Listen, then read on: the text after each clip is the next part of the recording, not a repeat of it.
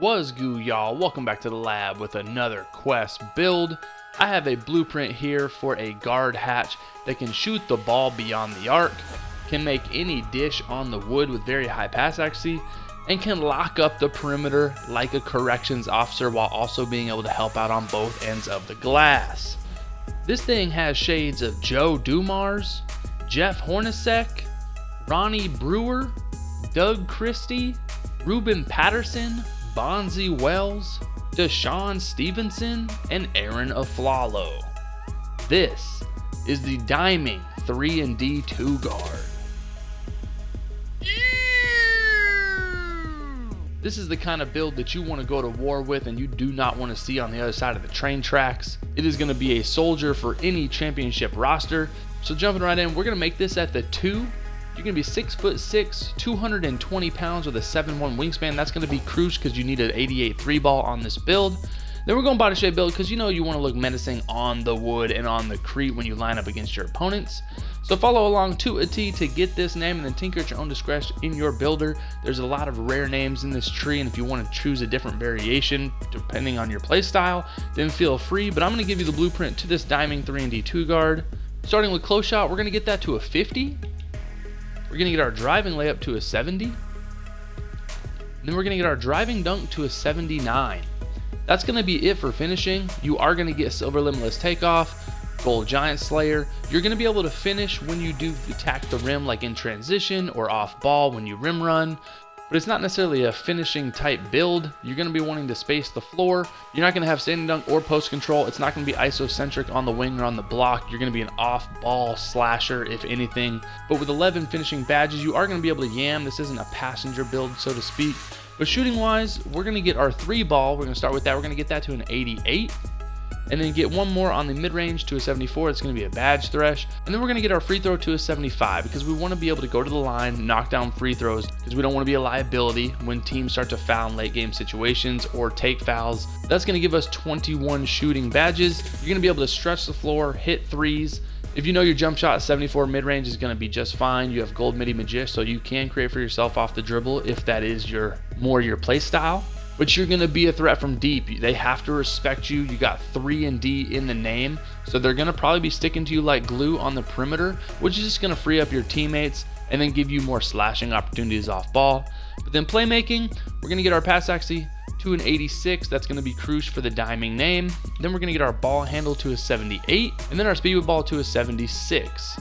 That's going to give us 21 playmaking badges. If you don't want the Diming 3-and-D name and you just want to go 3-and-D point, 2 guard, or wing, you can drop the 3-ball down to the low 80s and you don't need an 86 pass accuracy.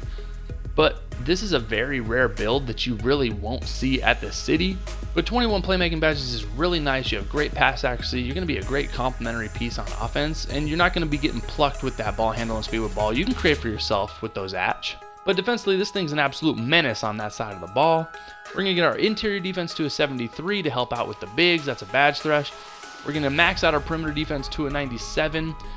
Badge thresh is at a 96, but we want that Hall of Fame clamps on tier 3. Then we're going to get our steelies to a 77. We don't want to be spamming X, but you do want to be able to get some steelies off Rip on God's Square left side curtains.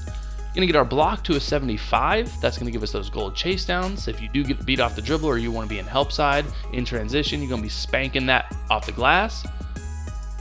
Then we're going to get our offense rebound to an 83, and then our defense rebound to an 87.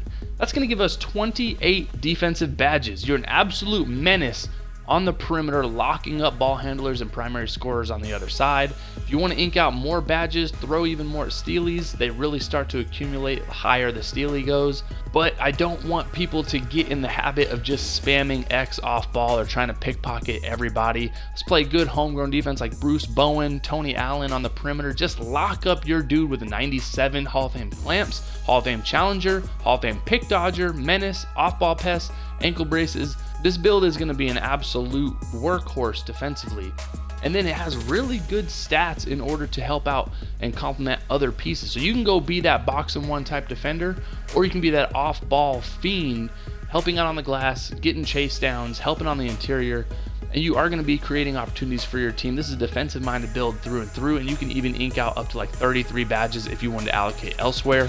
But then physicals, we're going to max out our acceleration to an 85. I think that's the most crucial physical attribute, especially for guards. We're going to keep our speed to a 70 because that really only actually triggers when you're in the open court. And then we're going to get our strength to a 48. Sometimes a couple of these attributes go up a little bit when you tinker with certain categories. So make sure your strength's at a 48. We're going to get our vertical to a 75. I actually made a mistake. We're going to drop our acceleration to an 84, and then we're going to put the rest on stamina. That's going to be an 86. So see, you can tinker. Certain attributes cost more than the others, but let's do a little rundown. 11 finishing, 21 shooting, 21 playmaking, and 28 defensive badges. A couple things to get this name. You need that 88 3 ball, 86 pass accuracy, and then a high 80s to 90s perimeter defense. Ultimately, if you don't want the diming in this name, you can take that pass accuracy down, take that 3 ball down a little bit, and then allocate that towards stealies. You can even tinker with some of the specs and make this faster, and then you can ink out even more defensive badges. You can allocate more towards finishing if you want to be that yamming type, 3-and-D slasher. It's up to you. Use this blueprint to tinker at your own discretion, like I always say. Depending on your play style, who you play with, the variations in this build, if you really care about the RBC name or not, it's all up to you. But this blueprint's going to be a really nice diming floor spacing lock that I think could complement any squad. Going to take, you get shooting, perimeter defense, and rebounds. That's it. But we're going to go extreme clamps and box out wall because we just want to lock up on the defensive side. But you're going to end up with one of the rarest names in the game. I actually haven't ran into one of these at this city this entire time on 2K23. The diming 3-and-D 2 guard. What do you guys think of this build? Would you invest your hard-earned VC into a blueprint like this, or would you hand it to one of your teammates who's looking for a 3-and-D 2 guard? You want to be in the trenches with this build. You do not want to be playing against it. This thing's going to be an absolute menace that can impact the game in multitude of ways. What do you guys think? Let me know in the comments, because you know what time it is. Quest Sparrow.